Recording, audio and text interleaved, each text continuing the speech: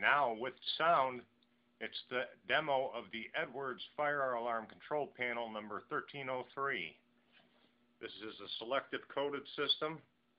Uses normally open devices such as this pull station, this fixed heat detector, and a 12-volt AC coded bell.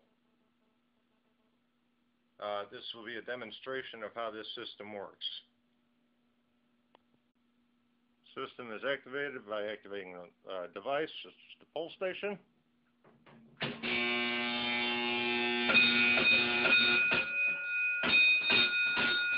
Saying it's a little loud. Silence the trouble signal, and you'll see inside how the bell codes out.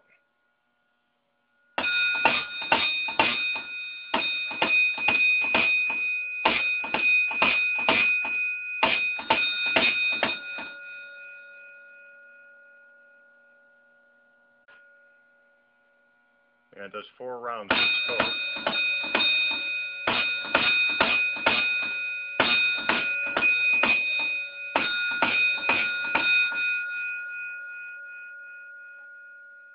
Then it stops, the wheel stops down here, the pull station must be reset, and then you flip this to normal, and the light will go out, the buzzer stops when the pull station is reset. And there you go.